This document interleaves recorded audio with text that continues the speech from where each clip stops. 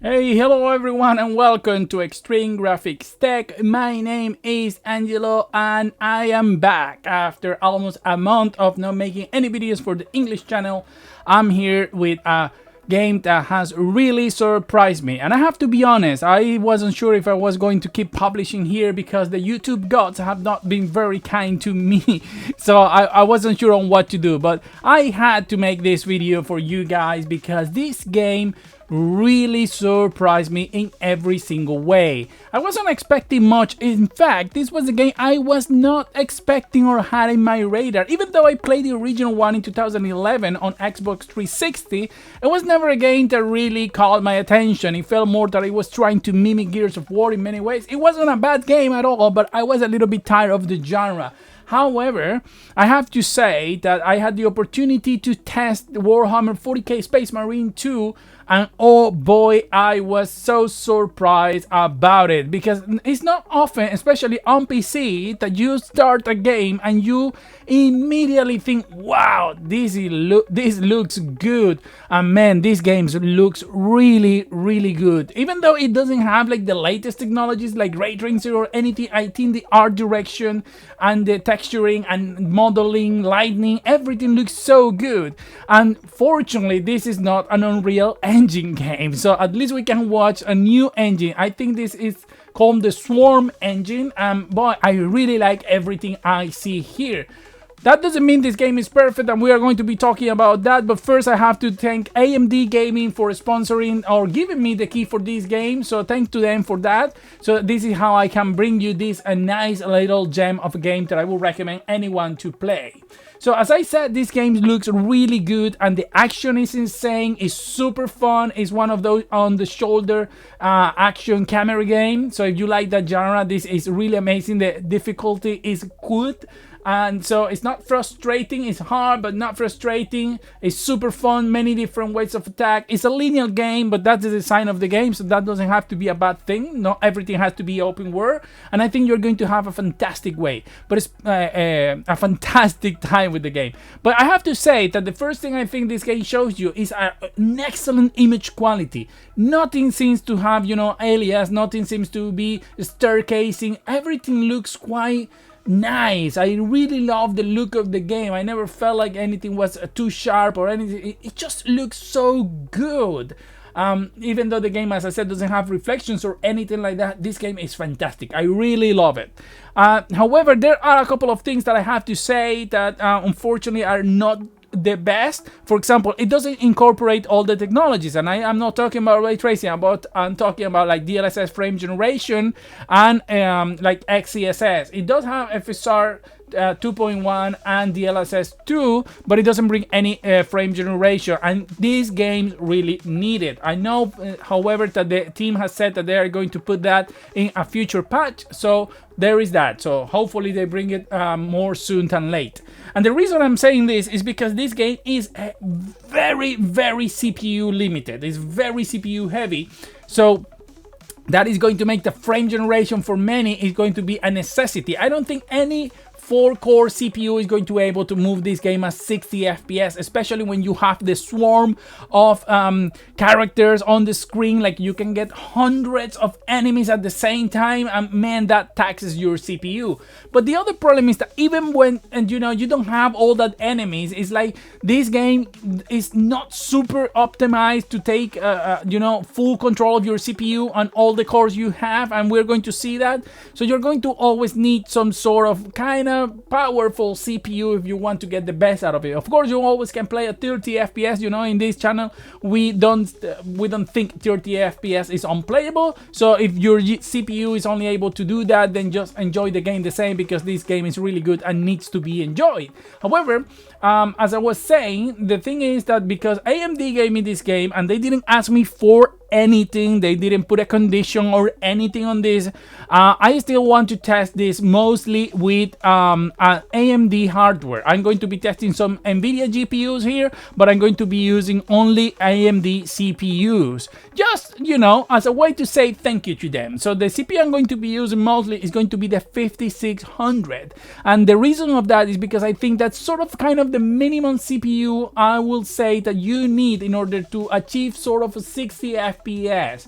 I think anything under the level of a 5600 is not going to give you really a different or a 60 FPS experience. And the other problem is that, unfortunately, even though I'm going to be testing at the beginning with my 7950X3D, because of the anti-cheat of this game, I cannot change the association of the core. So the CPU is using all the core. So I cannot say like use only the 3dB cache or only the fastest core, just in order for me to be able to test what has a bigger effect on the game performance, especially on a CPU limited video game like this. So I cannot say if 3dB cache is having a big impact or not, because my 7950X3D normally I can choose, but because of the anti-cheat this game is using, I cannot do anything of that sort of performance. So it's I don't.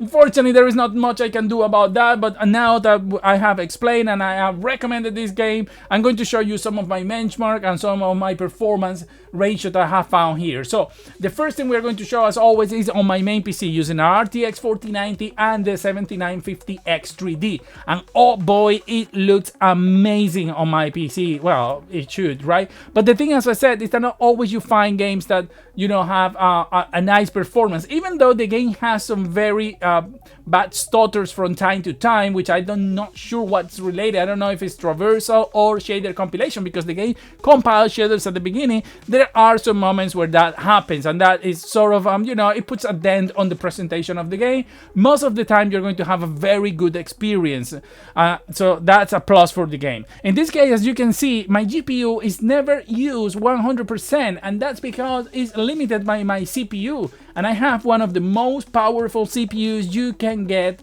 on the planet. So imagine if that's the case for any other CPU. I think they need optimizations to make this game run better, or take better use of all the cores you have available, because even on like a 6-core CPU, you are not going to get like full utilization. So that's a little bit of a problem right there.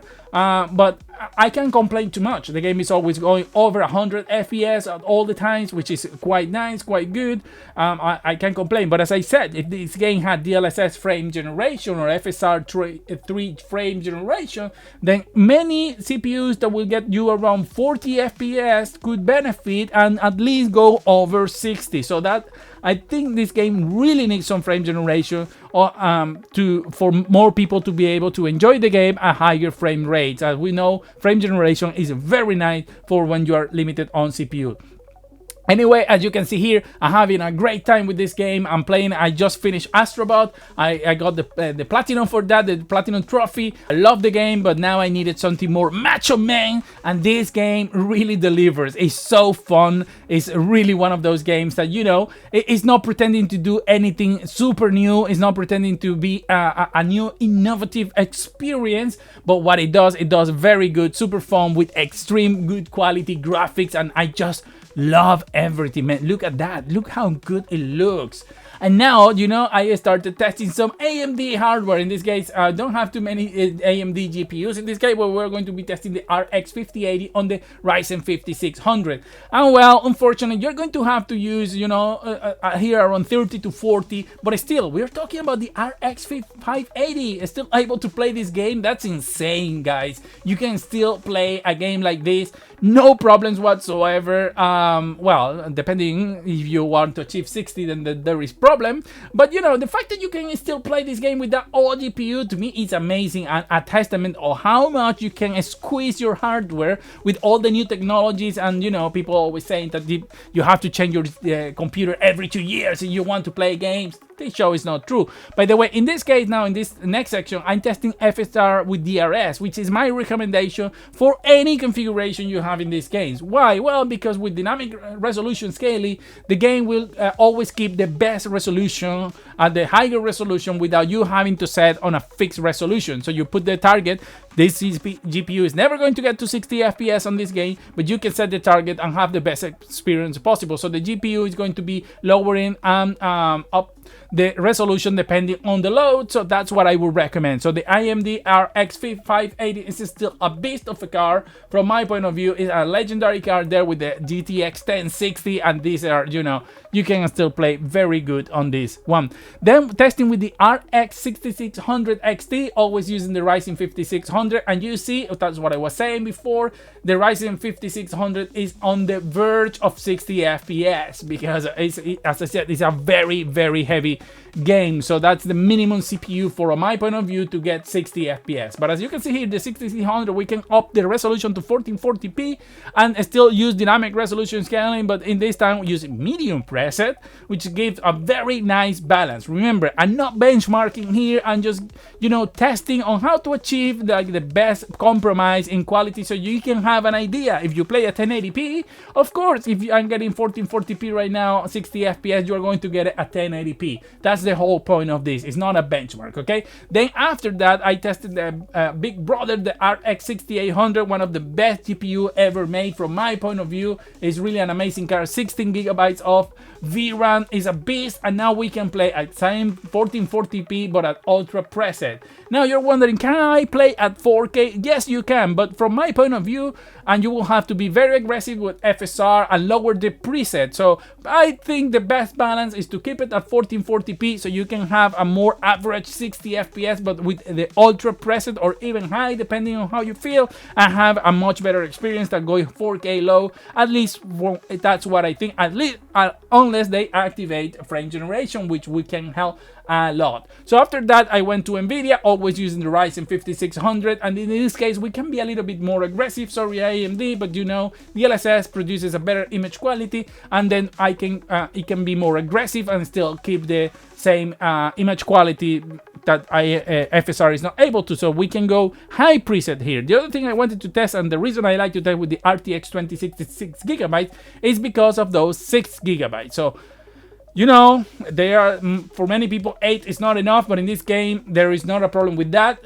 A high is more than enough, 6 gigabytes more than enough for this car. And as you can see, we have some lows, but that's more due to the power of the GPU and the amount of enemies that we're having on the screen at the moment, and that CPU is crying. But then I want testing with the RTX 3060 and keeping the same settings as the 2060, because even though we have more power and more VRAM, the truth is that this only gets, as you can see, is a better frame rate at the same setting. So I wouldn't sacrifice that. I'm trying to up the settings just to get lower frame rate. So I think keeping it the same and having a better average will give you a better results than trying to go higher. Okay, so the 3060, even though it's more powerful, I think I would keep it the same, because maybe the 2060 I should have lowered it a little bit, but I just wanted to show you what is capable of in this game. So 3060 is also going very well.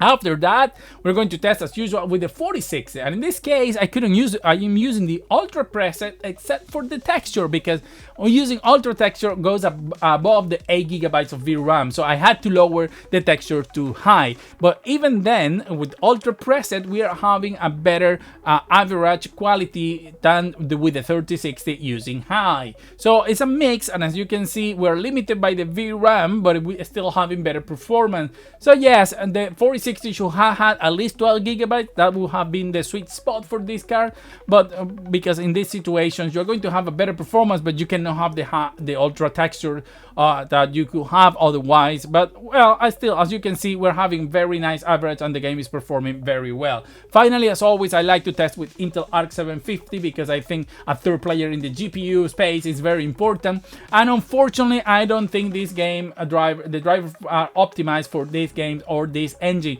because I saw very bad performance, even with the resizable bar and everything, which is mandatory if you want to have a decent performance with this GPU, because it was all over the place. The Arc 750 normally will perform around at 3060, but as you can see, I had to go as low as 1080p to even match sort of the 2060 performance.